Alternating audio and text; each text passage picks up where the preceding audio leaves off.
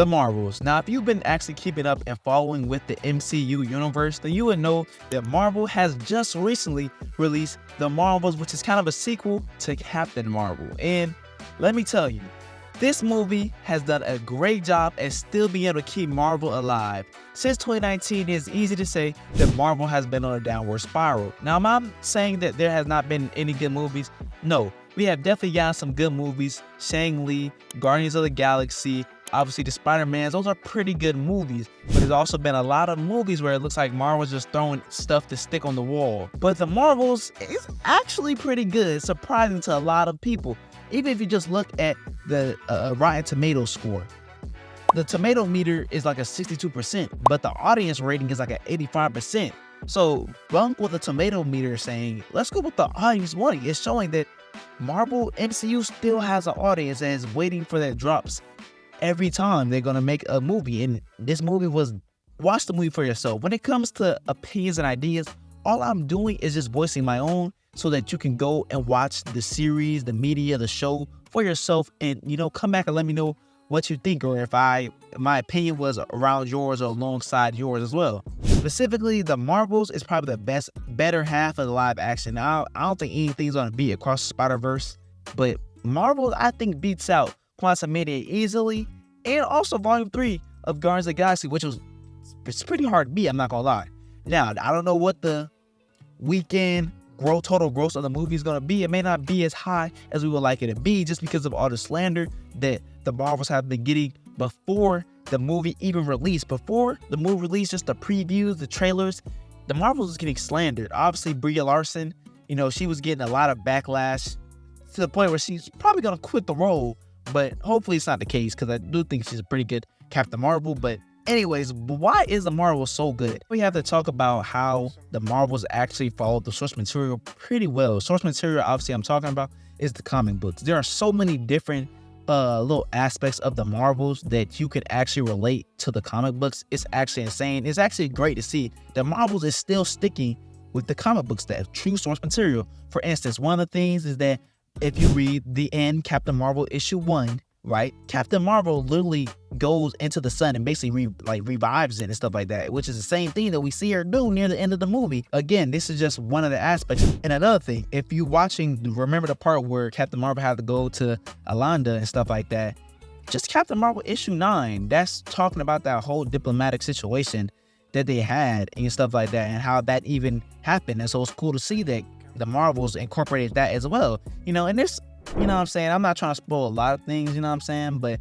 just trying to keep it as basic as I can. It's just certain different aspects that they were able to incorporate within the story. And the cats, be it as it may, it may seem like, oh, Marvel just trying to throw out random things to make it fun and enjoyable. No, the cats were actually part of the comics, what I'm saying? Now, them eating the cast and trying to take them back, that wasn't all part of it, but the cast were part of the Captain Marvel comics. So those are just great things to see, that the source material is actually really good. It's might be one of the best Marvel MCU films that follow source material. I'm loving it.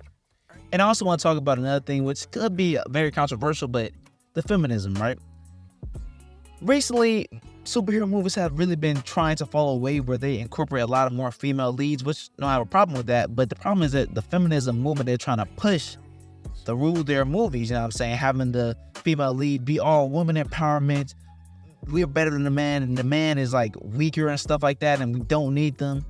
That's the more issue I have with that. It's like, okay, can we just have a female lead? Just know it doesn't have to just debunk the man and stuff like that, or has to always say women empowerment, that we are so much stronger than what we used to be. That, I'm glad that the Marvels didn't really delve into that. Now, having a full female lead cast, it could cause that, but it wasn't like it was the forefront of the movie. It's like, okay, 3 women together, we will defeat anybody. No, it wasn't like that. I'm glad they didn't have to push that agenda. What I'm saying? It's like, can we just keep the movies simple? If we're gonna have the female lead, like, let's just make them cool, what I'm saying? Fight a good villain and just have a good story arc. And I'm glad they did that. And get off that nigga dick, bro. What is you doing?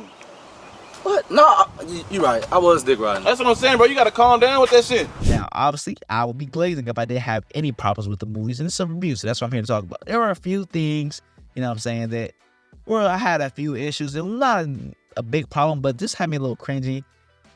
Kamala Khan, the actor for her, she's pretty good. I won't lie, especially for her age. She's a pretty good actor. But it's just a lot of times, a lot of squealing she was doing was a lot. And I do feel like it could have been toned down just a little bit. Now, I'm sure from a writing aspect it was needed, but like, because she is the fangirl of Captain Marvel. That's kind of her whole stitch of being Miss Marvel. But I just felt like it was like, oh, it was a lot. Yeah, both superheroes, you know what I'm saying? And you can fan out a little bit, but the fanning out it went all the way to the end of the movie. That was kind of insane. It was a little annoying, but it wasn't too bad. Another thing was the ending of the villain. Don't want to get too into it because again, you didn't watch this to get spoiled. But yeah, I kind of wish that the villain ending was a little bit better and stuff like that. But it was still all right.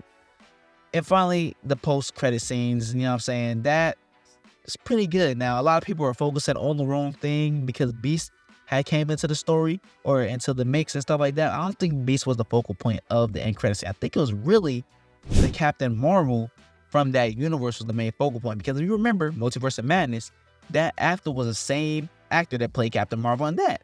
And again, she's the same actor that played in this one. And if you notice, her suit looks very familiar. If you really know anything about the comics, the suit kind of looks like a Star brand. Now, it's not exactly what it is, but it looks sort of like that. And I don't want to spoil too much, but it could be possible that's a binary. Because if you look at the comics and how Binary's suit was, Captain Marvel was when she was in binary form, had the 2 stars, kind of like what we saw within the Marvels. Again, a lot of speculation, but I feel like they're kind of leaning into that role, and it just shows how well they're playing in the source material.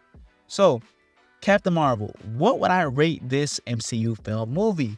Me personally, I really enjoyed the film. It were some parts, you know what I'm saying, I was like, but the action was also pretty good. I like the way they switched, you know what I'm saying? So, I would personally give this movie a solid, I would say an 8.5 out of 9. For around this time, the time period we're in with superhero movies, we're getting watered down a lot. Like, we're getting very desensitized to superhero movies. So having a movie like that didn't have you bored or they didn't drag on for very long, it's a pretty hard thing to do. So I could give it a solid 8.5 to 9 on certain aspects. And especially for the year we end with Marvel movies.